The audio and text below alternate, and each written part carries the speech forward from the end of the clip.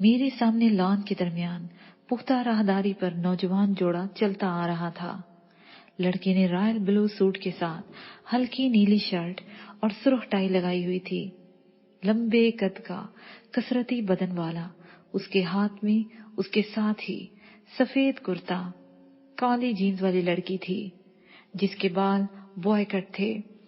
اس نے سیاہ چشمہ لگایا ہوا تھا، ایک چھوٹا سا بیگ کاندھے پر تھا۔ وہ ہمیں دیکھ کر سیدھا ہی ہماری طرف آ گئے۔ تانی، ان کے کھانے پینے کا بندوبست کرو، جسپال نے کہا تو تانی اٹھ کر دور چلی گئی۔ وہ وہاں سے ہٹی نہیں بلکہ فون پر ہی سب کہہ دیا۔ وہ ان کی طرف سے الرٹ تھی۔ تانی کی یہ ادا مجھے بہت اچھی لگی تھی۔ نوجوان نے آتے ہی اپنا ہاتھ آگے بڑھایا اور انگریزی میں بولا، ہیلو، میں جان ہوں، برطانیہ سے۔ تم جسپال ہو نا؟ اور یہ جمال؟ میں جسپال ہی ہوں۔ اس نے ہاتھ ملایا تو جان نے اپنا ہاتھ میری جانب بڑھا دیا۔ میں کرسٹینا، فرانس سے۔ وہ دونوں ہاتھ ملا کر بیٹھ گئے تو نوجوان نے اپنی بات کا آغاز کرتے ہوئے کہا، میں آپ سے پہلے کبھی نہیں ملا، مگر آپ کے بارے میں مجھے بتایا ضرور گیا ہے۔ میرا خیال ہے کہ جسمندر نے ہمارے بارے میں آپ کو فون کر دیا ہوگا۔ اسے تصدیق کرتے ہوئے پوچھا، ہاں بتا دیا ہے، لیکن اس نے تم دونوں کی آمد کا مقصد نہیں بتایا۔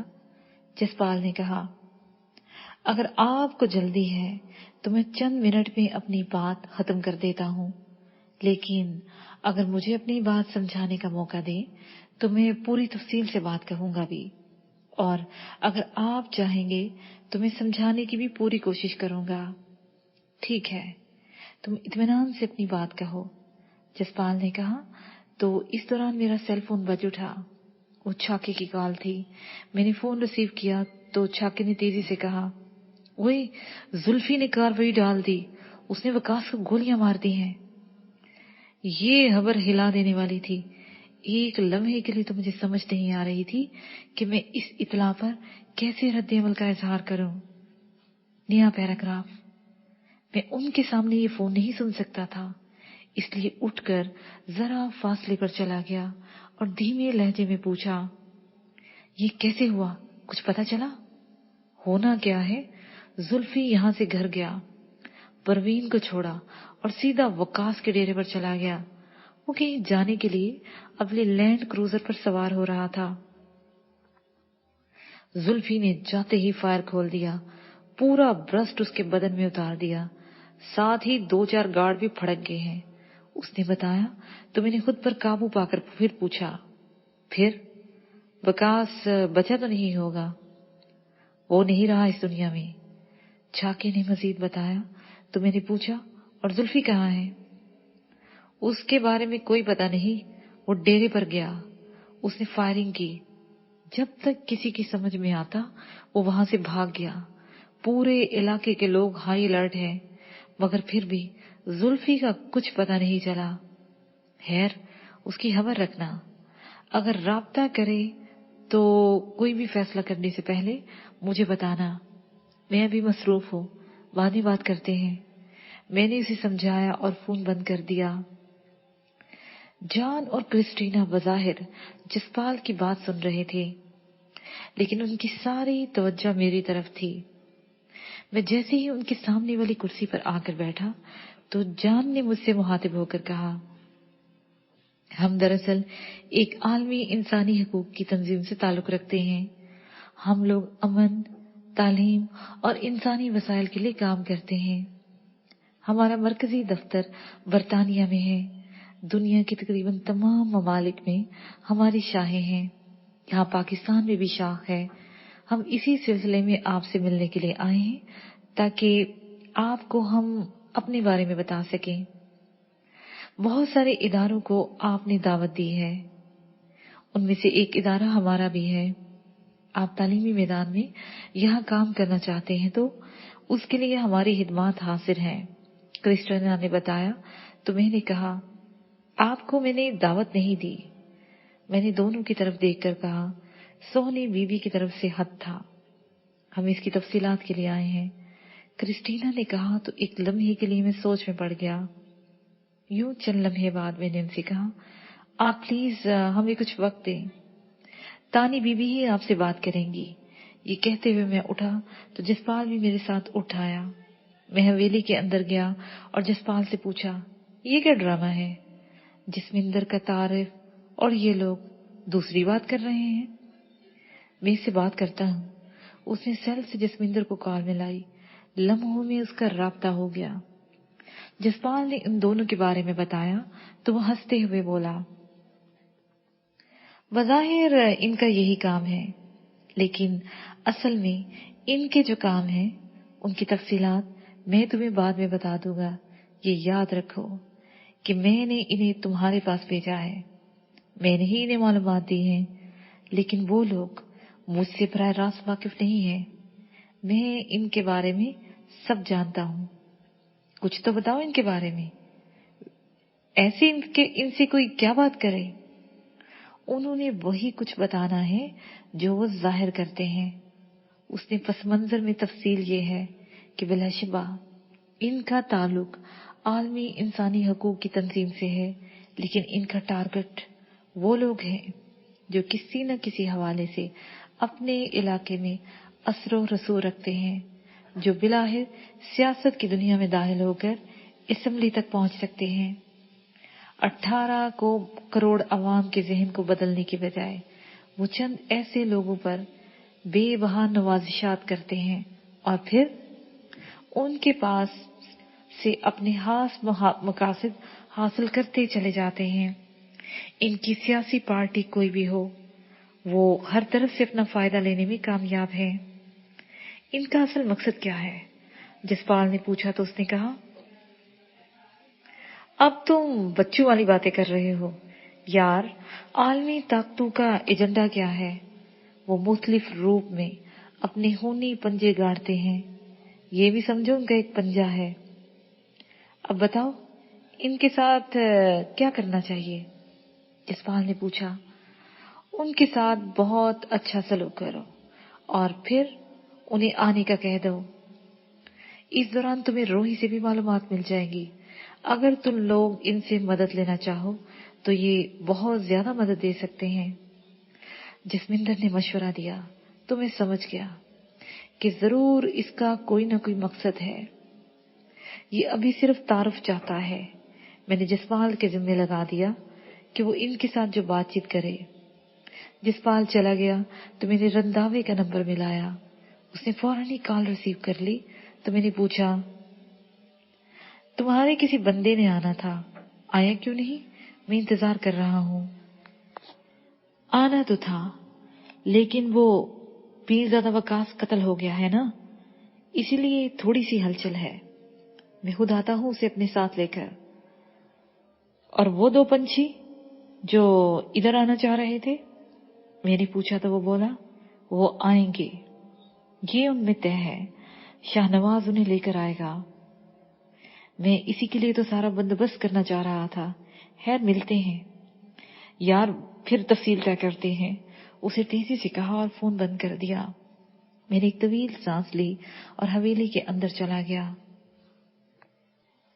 میں نے نیٹ آن کیا اور روحی کی طرف سے کسی متوقع ہدایات کے لیے میل دیکھی۔ وہاں میرے لیے بہت کچھ تھا۔ جان اور کرسٹینا کے بارے میں تفصیل درج تھی۔ وہاں ان لوگوں کے بارے میں فہرست تھی جو اس تنظیم کے پروردہ تھے اور اس وقت سیاست میں طاقتور تھے۔ انہیں بہت اچھا رسپانس دینے کو کہا گیا تھا۔ تفصیلات پڑھنے میں مجھے کچھ وقت لگ گیا، لیکن بنیادی معلومات مل گئیں۔ میں نے نیٹ بند کیا اور واپس لان میں آ گیا، جہاں میز پر ڈھیر سارے لوازمات سجے ہوئے تھے۔ سونی، سارا اور جسپال سے وہ باتیں کر رہے تھے۔ سونی ان سے کہہ رہی تھی، آپ کی خدمات بہت اچھی ہیں، اور لوگ بھی ہمارے رابطے میں ہیں، بہت جلد ہم آپ سے رابطہ کرتے ہیں، ہم انتظار کریں گے اور آپ ہماری بہترین خدمات سے استفادہ کریں گے، اس کی ہم پوری توقع رکھیں گے۔ جان نے مسکراتے ہوئے کہا، اور تبھی کرسٹینا اٹھتے ہوئے بولی، تو پھر ہمیں اجازت دے دیں۔ نہیں، آپ ہمارے ساتھ لنچ کریں گے۔ उस वक्त तक आप आराम कर सकते हैं, चाहे तो गपशप करें। जसपाल ने कहा तो जॉन के चेहरे पर मुस्कुराहट आ गई। दोपहर का वक्त था। मैं अपने घर में नीम के दरख्त तले पड़ा रंधावे का इंतजार कर रहा था कि ऐसे में तानी आ गई। वो मेरे सामने वाली चारपाई पर बैठी, फिर मेरी तरफ देखते हुए बोली, ये वकास का कत्ल हमारे लिए कोई मुश्किल पैदा कर सकता है? मेरे ख्याल में तो आसानी ही हुई है। तुमने ऐसे क्यों सोचा? मैंने उससे पूछा। जाहिर है उसकी आखिरी रसूमात पर शाहनवाज के साथ मलिक सज्जाद और शाहजेब भी आएंगे। उन्हें यहाँ आने का जवाब मिल गया है। मैं उन्हें वैसे भी यहाँ आने से नहीं रोक सकता। हाँ, अगर यहाँ आकर वो कोई ऐसी वैसी बात करते हैं तो फिर मेरा ख्याल है उन्हें माफ न किया जाए। मैंने उसे समझाते हुए कहा तो वो बोली, तुम्हारे ख्याल में क्या अब मेला लगाने की जिद करेंगे? जाहिर है उन्होंने हमें घेरने के लिए सारा एहतमाम कर रहे हैं। वो नहीं, अब हम चाहेंगे कि मेला लगे, वो भी हमारी मर्जी के मुताबिक। बाकी जो हालात होंगे उसके मुताबिक देख लेंगे। मैं कह चुका तो एकदम से मेरे जहन में ख्याल आया। मैंने तानी के चेहरे पर देखा और प्यार भरे लहजे में पूछा, तानी, तुम कहीं बोर तो नहीं हो गई हो? यहाँ की जिंदगी से उकता गई हो? मैं उकता ही नहीं, बल्कि इतने सारे लोगों के दरमियान रहने का मुझे मजा आ रहा है। बस एक शिकायत है मुझे, उसने हसरत अमीज लहजे में कहा। वो क्या शिकायत है? मैंने पूछा। तुम मुझे वक्त नहीं देते। मैं जानती हूँ कि अब तुम्हारा अपना भी कोई वक्त नहीं है, लेकिन फिर भी मैं तुम्हारे साथ रहना चाहती हूँ, हर दम, हर पल। ओके, मैं कोशिश करूंगा कि तुम मेरे साथ रहा करो। अब खुश? मैंने कहा तो वो एकदम से खुश हो गई। फिर कराची में गुजरने वाले वक्त की बाबत बताती रही। इसी दौरान रंधावे की कॉल आ गई कि वो आ गया है। मैंने उसे अंदर आ जाने को कहा तो वो अंदर सहन ही में आ गया। रंधावा अब डीएसपी बन चुका था। एक बहुत बड़ा मार्का उसने सर किया था। राह के एजेंट पकड़ना कोई मामूली बात नहीं थी, लेकिन शाहनवाज का बच जाना गोया सांप को जख्मी कर देने के मुतरादिफ था। इस वक्त वो सादा लिबास में था। उसके साथ एक लंबा तड़ंगा खूबरू नौजवान था। उन्हें देखते ही तानी उठ गई। अलैक सलैक के बाद रंधावे ने उस नौजवान का तारुफ कराया। ये शुएब है, और सीधा सीधा बता दूं कि ये अपने मुल्क की खुफिया एजेंसी का ऑफिसर है। इसकी ड्यूटी तुम्हारे साथ लगाई जा रही है। तुम्हारे साथ मतलब इस इलाके में। जाहिर है इसे यहाँ रहने का कोई जवाब चाहिए होगा। रंधावा कह चुका तो मैंने बराह रास्त शुएब की तरफ देखा। मुझे यूं लगा कि जैसे मैंने उसे पहले कहीं देखा हुआ है। कहाँ देखा है ये मुझे याद नहीं आ रहा था। लम्हा भर सोचते रहने के बाद मैंने उससे पूछा, कैसा जवाब चाहिए तुम्हें? हवेली में कोई ऐसी जॉब जिसमें मैं आजादाना इधर उधर आ जा सकूं। हो गया। तुम अभी से वहीं पर जॉब पर हो, और मेरा नहीं ख्याल कि तुम्हें मजीद कोई बात समझाना होगी। मैंने उसकी तरफ देखकर कहा तो वो मुस्कुराते हुए बोला, मैं समझता हूँ, आप बेफिक्र रहें। वकास की नमाज जनाजा मगरिब के बाद है। आओगे? रंधावे ने पूछा तो मैंने मुस्कुराते हुए कहा, क्यों नहीं, जरूर आऊंगा। ठीक है, मैं चलता हूँ। ये कहकर वो उठा तो तानी ने किचन के दरवाजे पर ही से कहा, चाय बन गई है, पी के जाएं। इस पर रंधावा एकदम से चौंका और बोला, मुझे तो ख्याल ही नहीं था ये भी यहाँ पर है। तारीफ है उससे? हाँ, इनके बारे में सुना है, उसने कहा और चारपाई पर बैठ गया। तो मैंने उससे पूछा, तुमने ये नहीं पूछा कि शुएब की ड्यूटी क्यों लगाई गई है उधर? ये ही बता देता है, उसने शुएब की तरफ देखकर कहा। तो वो धीमे से लहजे में बोला, शादीन यहाँ का एमएनए था और शाहनवाज एमपीए। ये दोनों बैरूनी कुव्वतों के लिए काम करते थे, खास तौर पर राह के लिए। इनके बड़े बड़े प्रोजेक्ट थे जिन्हें आपकी मदद से खत्म किया गया। میں یہاں پر اس لیے ہوں کہ یہ دوبارہ کم سے کم اپنے علاقے میں کوئی ایسا کام نہ کریں اور انہیں کبھی بھی اسمبلی کا رکن منتخب نہ ہونے دیا جائے۔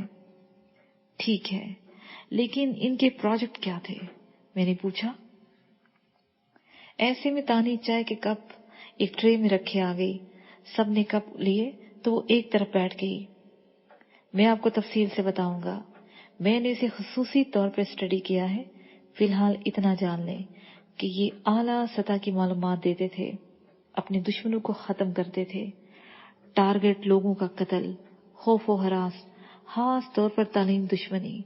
اس نے اختصار سے بتایا تو میں نے پوچھا، وکاس کی یاری شاہنواز سے تھی لیکن وہ شاہدین کے خلاف تھا۔ اب شاہزیب میں بتاتا ہوں۔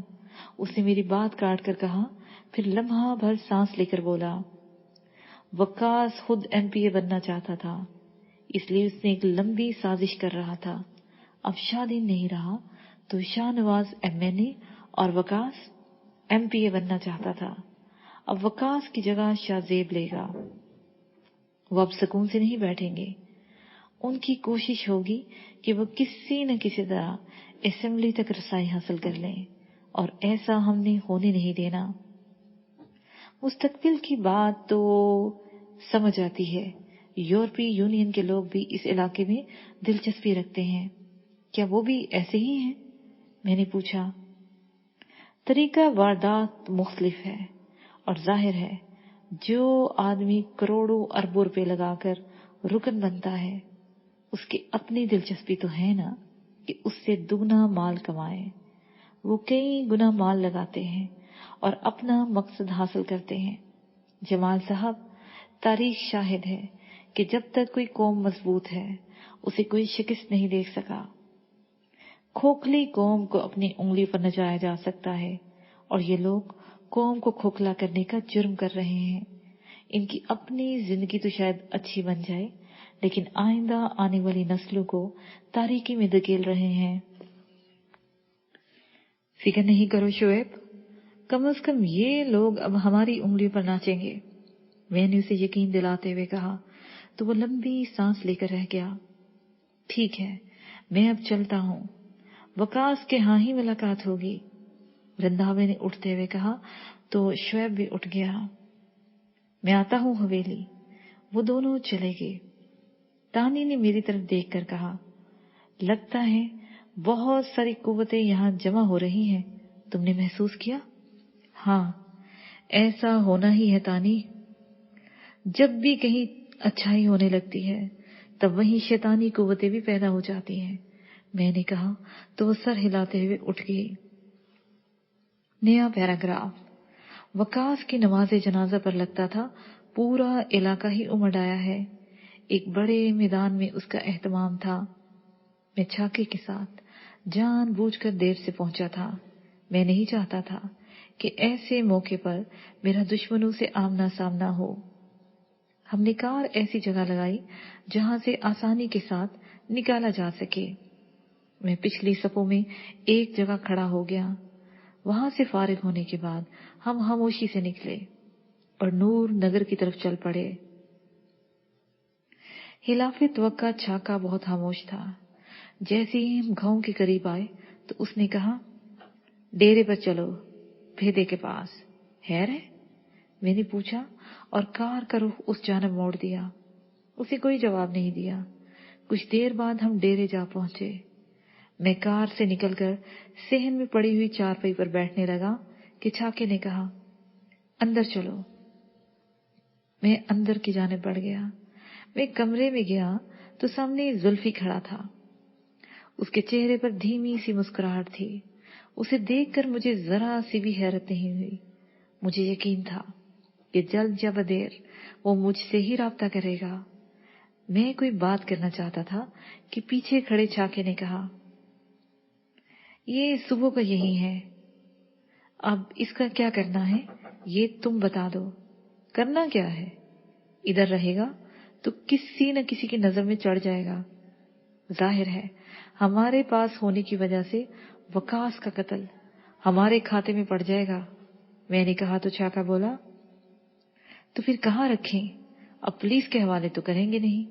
ऐसा करो, सुबह सवेरे तक ठहरो, मैं यहां से इसे निकाल लूंगा, तुम फिक्र न करो। मैंने जुल्फी के कांधे पर हाथ रखते हुए कहा तो वो मुस्कुराते हुए बोला, मुझे दूर कहीं मत भेजना, मैं यहीं कहीं रहना चाहता हूँ। मैं अब परवीन से ज्यादा दूर नहीं रह सकता। वो भी तेरे पास ही रहेगी, बहुत जल्द वो तुझसे आन मिलेगी।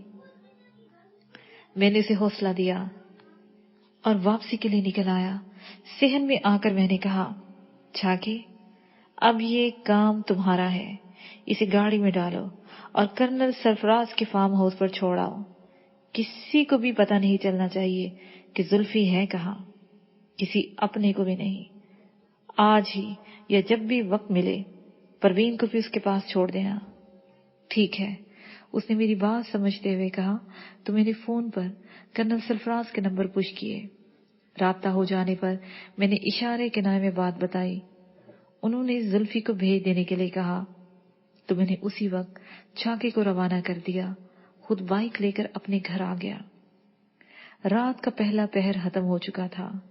मैं और सोहनी छत पर थे। वो मुझसे जरा फासले पर खड़ी मुझे देखे चली जा रही थी। उसने जान, क्रिस्टीना और शुएब के बारे में तफसीली बात करके समझ ली थी। मैंने महसूस किया था कि अब सोहनी मुझसे जरा फासले पर रहती है। मैं समझ नहीं सका था कि इसमें शिद्दत नहीं रही या उसने खुद पर काबू पा लिया है या ये इसकी नाराजगी का इजहार है। मुझे इस पर बहुत प्यार आ रहा था। मुझे उस पर बहुत प्यार आ रहा था। मैंने इसका हाथ पकड़ा और उसे अपने करीब करते हुए यही बातें पूछी तो वो बोली, जमाल, मैंने तुम्हें इस दुनिया में जाने से रोका था, लेकिन मैं गलत थी। शायद किसी मकसद को हासिल कर लेना इतना मुश्किल नहीं होता जितना उसे संभालना मुश्किल हो जाता है। ये एहसास कैसे हुआ? मैंने उसके बालों में उंगलियां फेरते हुए प्यार से पूछा। बहुत कुछ सोचा मैंने, अपना हक नहीं हासिल कर सकती थी, अब कर लिया तो, लेकिन अगर ताकत नहीं होगी तो मैं इसे कैसे संभाल सकती हूँ? और इस वक्त जो कुव्वतें हमारी दुश्मन हैं, उनका बस चले तो ये सब अगले ही लम्हे हमें खत्म कर दें। ये जो गुलशन हमने बना लिया है और जिसकी अभी तामीरें नो भी नहीं हुई, इसकी हिफाजत कैसे होगी? बिलाशुबा हमें ताकत चाहिए होगी। उसने अपना सर मेरे कांधे पर रखते हुए जज़ब से कहा तो मुझे इस पर बहुत प्यार आया। मैं इन चंद लम्हों में हर शय भूल जाना चाहता था। सोहनी का कुर्ब पाकर अब मुझे भी सरशारी महसूस होती थी। छोड़ इन बातों को, मुझे ये बताओ, पहले तुम मेरे करीब रहने की कोशिश करती थी, अब तुम मुझसे दूर रहती हो, इसकी वजह क्या है? मेरे यूं पूछने पर वो मुझसे अलग होते हुए बोली, जमाल, जब जिम्मेदारी का एहसास नहीं होता तो सोचे कुछ दूसरी तरह की होती हैं। वो हमारे मकसद बहुत छोटे छोटे होते हैं, लेकिन अब जिम्मेदारी ज्यादा है तो सोचे भी मुख्तलिफ हो गई हैं। ये बात नहीं कि मुझे तुमसे मोहब्बत नहीं रही, अब तो समझो मुझे तुमसे मोहब्बत ही नहीं, इश्क हो गया है। तुम जहां भी रहो, मुझे यकीन है कि तुम मेरे हो, तुम्हें मुझसे कोई नहीं छीन सकता। मैं इस यकीन की वजह मालूम कर सकता हूँ। मैं इसकी बातों से सरशार होता हुआ बोला तो वो हमार आलूद लहजे में बोली, ये तो मैं भी नहीं जानती, बस अम्मा ने मुझे एक बार बताया था कि जिससे मोहब्बत की जाती है उस पर एतमाद करना पड़ता है। एतमाद के बगैर मोहब्बत काहे की? मोहब्बत तो मेरे अंदर है ना, और उसकी आबियारी मैंने ही करनी है। जितने यकीन के साथ करूंगी उसी कदर पुरसकून हो जाऊंगी। जानती हो ये मोहब्बत और इश्क होते क्या हैं? मैंने पूछा तो वो लज्जत आगही लहजे में बोली, मोहब्बत सिर्फ खूबियों से की जाती है और इश्क खूबियों और हामियों से मावरा होता है। उसमें सिर्फ जात सामने होती है और तुम मेरे सामने हो, हर वक्त, हर लम्हे। मैं तो इतना ही जानती हूँ। तुम्हें ऐसी बातें सिखाता कौन है? میں نے اس کا ہاتھ پکڑتے ہوئے کہا۔ اس سے پہلے کہ وہ جواب دیتی اچانک میرا سیل فون بج اٹھا۔ سارا سکون ایک جھنکے سے ٹوٹ گیا۔ میں نے فون نکالا تو وہ اجنبی نمبر تھے۔ میں نے کال ریسیو کی۔ میں نے کال ریسیو کی۔ جمال، تمہیں برا تو لگے گا، لیکن میں بتا دوں کہ میں چودھری شاہ نواز بات کر رہا ہوں۔ دوسری طرف سے نفرت میں بھیگی ہوئی آواز میں کہا گیا تو میں سکون سے بولا، اچھا کیا بتا دیا کہ تم شاہ نواز بات کر رہے ہو۔ بولو، کیا کہنا چاہتے ہو؟ صرف تمہاری موت چاہتا ہوں۔ خواہش ہے کہ میں تمہیں اپنے ہاتھوں سے ماروں۔ اسے اسی نفرت سے کہا۔ میں نے تمہیں منع تو نہیں کیا، اور پھر خواہشوں کا کیا ہے؟ وہ تو بیچاری پدی بھی کرتی ہے۔ میں نے طنزیہ لہجے میں کہا تو وہ تڑپ کر بولا، میں چاہتا تو اب بھی تم بات بھی نہ کر رہے ہوتے۔ جب تم وکاس کے ہاں سے واپس جا رہے تھے تو میرے آدمیوں کی نگاہ میں تھے۔ ایک گولی تیری بولتی بند کر سکتی تھی، لیکن نہیں، میں تجھے اپنے ہاتھوں سے مارنا ہے۔ کہاں ہوں؟ تیرے ڈیرے پر یا تیرے گھر پر؟ پھر دیکھتے ہیں کون مرتا ہے اور کون جیتا ہے۔ زندگی موت تو میرے رب کے ہاتھ میں ہے۔ جس نے جب اور جیسے جانا ہے وہ مقرر ہے۔ بولو، میں نے غصے میں کہا۔ کہا نا، ایک گولی تجھے اگلے جہاں پہنچا سکتی ہے، لیکن ایسے تھوڑی ماروں گا۔ سارا علاقہ تجھ سے عبرت پکڑے گا۔ اور ہاں، وہ طوائف کی بیٹی سہنی سے کہہ دینا میلے پر اسی نے ناچنا ہے۔ تیرے سامنے نچاؤں گا اسے، اس نے انتہائی نفرت سے کہا۔ اس سے پہلے کہ میں جواب دیتا، سہنی نے فون مجھ سے لے لیا۔ فون سے چھن کر آنے والی آواز اسے سن لی تھی۔ سنو ہیجڑے، اتنا بڑا بول مت بول۔ میں یہ کہہ سکتی ہوں کہ میں تیری بیٹی نچا دوں گی، پر نہیں، میں عورت کی عزت کرتی ہوں۔ ہاں، یہ ضرور کہوں گی، تجھے نچا دوں۔ اب میلہ بھی کتنی دور ہے، فقط چند دن۔ ہمت ہے تو مقابلے پر آ جانا، تیرے پیروں میں گھنگرو میں خود باندھوں گی، اس نے کہا اور فون مجھے دے دیا۔ میں نے فون کان سے لگا لیا تو وہ گالیاں بک رہا تھا۔ میں نے فون بند کر دیا۔ ہم دونوں میں چند لمحے خاموشی رہی۔ میں نے اس کے چہرے پر دیکھا جہاں مایوسی اور حسرت پھیل چکی تھی۔ شاید طوائف کی بیٹی ہونا اس کے لیے بہت بڑا تانا بن چکا تھا۔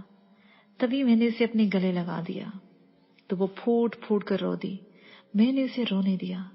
کافی دیر بعد اس کا جی ہلکا ہوا تو وہ آنسو پونچھ کر میرا ہاتھ پکڑا اور نیچے کی طرف چل پڑی۔ میں سونا نہیں چاہ رہا تھا، مجھے چھاکے کی فکر تھی۔ وہ زلفی کو لے کر کرنل سرفراز کے پاس گیا تھا۔ جب تک وہاں باحفاظت پہنچ نہ جاتا میں سو ہی نہیں سکتا تھا۔ آدھی رات گزر چکی تھی، لیکن اس کا فون نہیں آیا تھا اور نہ ہی میری کال جا رہی تھی۔ اس کا فون بند جا رہا تھا۔ میں ایک دم سے پریشان ہو گیا۔ اسے لیٹا نہیں گیا۔ میں باہر والے کمرے سے نکل کر چھت پر جانے کے لیے صحن میں آ گیا۔ پچھلی رات کا چاند ابھر آیا تھا۔ تبھی میری نگاہ اماں والے کمرے پہ پڑی، جس میں سے دھیمی روشنی ہو رہی تھی۔ کیا اماں جاگ رہی ہے؟ یہ سوچ کر میں اس کمرے کی جانب بڑھ گیا۔ دروازے ہی سے میری نگاہ اندر پڑی۔ اماں کونے والی چارپائی پر سو رہی تھی، لیکن اس کے ساتھ ہی جائنواز بچھائے سہنی بیٹھی دعا مانگ رہی تھی۔ میں صرف اس کے بڑبڑانے کی آواز ہی سن سکا، جو آنسو میں بھیگی ہوئی تھی۔ وہ روتے ہوئے انتہائی جذب سے دعا مانگ رہی تھی۔ میں نے اسے ڈسٹرب نہیں کیا، دبے قدموں واپس صحن میں آ گیا۔ میرے لیے خوشگوار حیرت کی بات یہی تھی کہ وہی سہنی ہے یہ جو میلے والے دن مجھے ملی تھی۔ اس گھر میں آئی تو نیم برہنہ تھی، اور آج اس میں کوئی شک نہیں کہ رب تعالیٰ جسے چاہے اور جب چاہے ہدایت سے نواز دے۔ مجھے سمجھ آ گئی تھی کہ وہ پرسکون انداز میں اتنے یقین کے ساتھ باتیں کیسے کر سکتی ہے۔ میرے اندر خوشگوار ٹھنڈک کے ساتھ ایک نیا عزم بھی اتر گیا۔ مجھے اس وقت سونی پر بے تحاشا پیار آ رہا تھا. میں اسی کے بارے میں سوچتا ہوا صحن پر پڑی چارپائی پر لیٹ گیا. مجھے پتا ہی نہیں چلا کہ میں کب سو گیا. سورج ابھی طلوع نہیں ہوا تھا کہ میری آنکھ کھل گئی. مجھے پہلا خیال شاکے کا آیا. میں نے جلدی سے فون کیا اور اسے کال ملا دی. اگلے ہی چند لمحوں میں اس سے رابطہ ہو گیا. میں واپس گاؤں آ رہا ہوں، 15-20 منٹ میں پہنچ جاؤں گا. سب کچھ حفاظت سے ہو گیا ہے. اچھا چل سیدھا ادھر ہی آنا، ناشتہ اکٹھے ہی کریں گے، میں نے کہا اور فون بند کر کے فریش ہونے چل دیا. اس کے ساتھ ہی یہ پارٹ اپنے اختتام کو پہنچا.